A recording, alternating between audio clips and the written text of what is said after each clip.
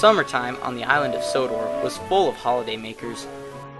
The bigger engines would bring more and more passengers each day. Thomas's branch line became extremely busy. Annie and Clarabelle were stuffed, and Daisy was fit to burst, she was so full, and so was Henrietta. All the engines felt overworked. One day, Thomas and Toby were talking at a junction. "This work is so tiring," huffed Thomas. "You're quite right," said Toby. Percy chuffed into the junction late. Sir Topham Hatt was waiting to tell them all the good news. "The work at the quarry is so small compared to the work of passenger trains," said Sir Topham Hatt. "So I'm bringing Mavis to the yard to do odd jobs here." "What about the quarry, sir?" asked Percy. "We can have engines take trips up there when needed to, so everything should be fine." That night at the sheds, Gordon was talking again about how rude a diesel was from the other railway. "Diesels will take our jobs soon," puffed Gordon crossly. Percy was worried. Diesels melting down steam engines to rule the other railway? What if Mavis was going to take his jobs, and he would have to go to the smelter's yard? Percy began to be very worried. He didn't know what to do. The next day, Percy was taking a goods train from the junction to Farquhar.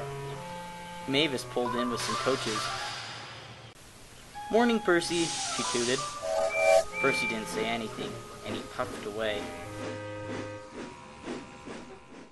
Later, Percy brought the mail back down to Knapford.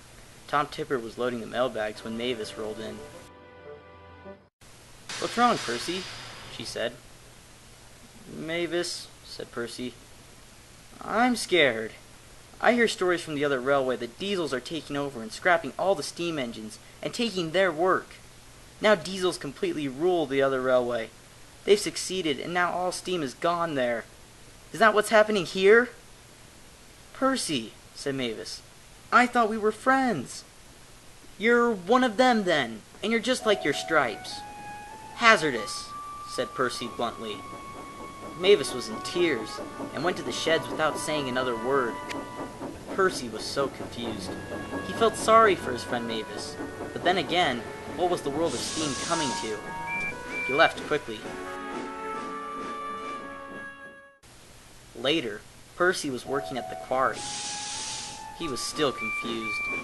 Mavis watched him from her shed. She was still sad.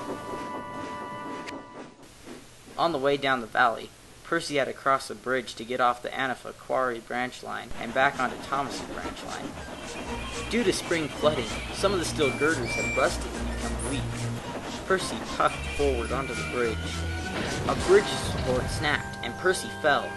He was on the edge of the track, just about to fall into the water below. Only the heavy loaded freight cars held him back. Meanwhile, Mavis was at the quarry, ready to leave when she heard the news. "You must save him," said the quarry manager. Mavis hurried down the line. She found him at the bridge. Percy's guard coupled the brake van to Mavis, and Mavis pulled with all her might. It was hard work. Percy and the trucks were very heavy. But with lots of effort, she pulled Percy back to safety. Later, since the line was blocked, Percy had shunted his trucks to a siding and was talking to Mavis in the shed. "Thank you for saving me," said Percy. "I don't deserve it. I was rude to you. You're not like the diesels on the other railway. You are my friend, and you would never scrap any of us. I was silly to think that you would." "Well, things aren't good on the other railway," said Mavis. "It's wrong what they do, and it would scare me if I was in your wheels." Percy still felt bad, though. "I wish they were all like you, Mavis," said Percy. Mavis blushed. "Thank you."